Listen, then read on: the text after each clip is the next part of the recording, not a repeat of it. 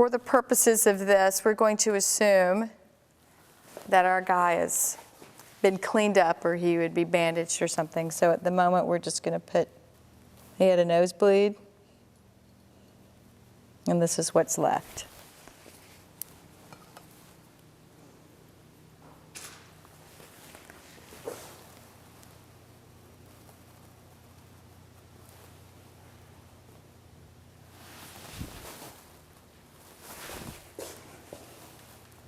The palette I'm using is Necromania.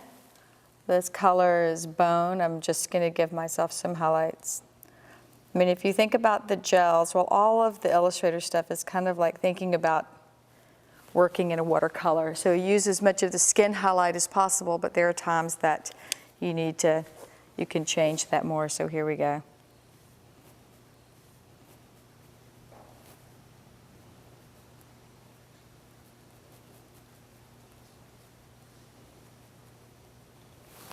There's already Activator, Skin Illustrator Activator in my little jar over there.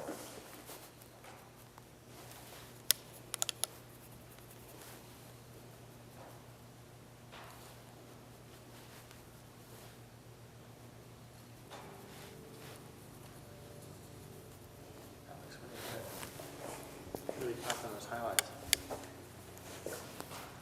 Keep your eyes closed for this one, Eli. Not that they're not. Uh-huh.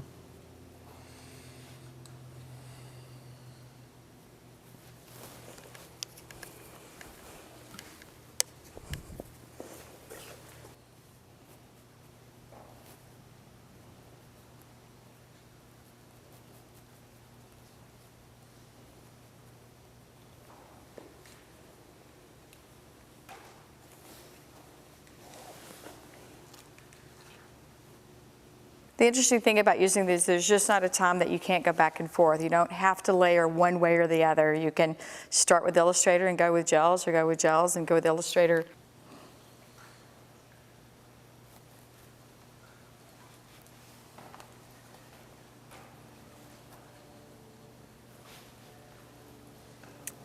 And sometimes the finger works the best.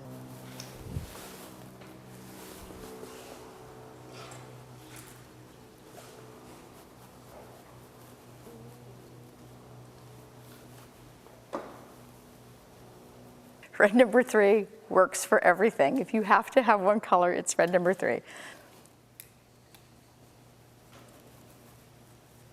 What I love about this lymphatic, and you see how it's all broken exactly the way that blood would do. It would just crack up and you would get some of the other stuff underneath it. I love it. Then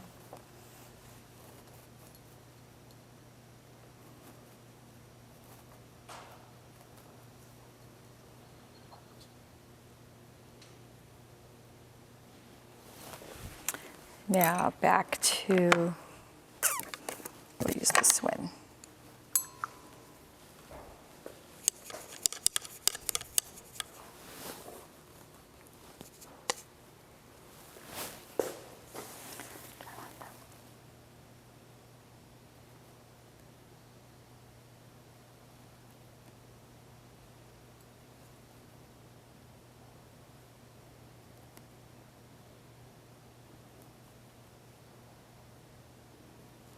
I'm using the complexion palette. Again, I think with red number 3 and the complexion palette, palettes I would never want to do a film without. These collections of reds can go all the way from blending a full appliance to kind of the soft end of what the FX palette does. So I love Capillary for just not just the what it's named for, but that softer red. It's a little softer than bruised red, and I kind of like what it gives. Red rum, again, a little softer of a blood color, which I love.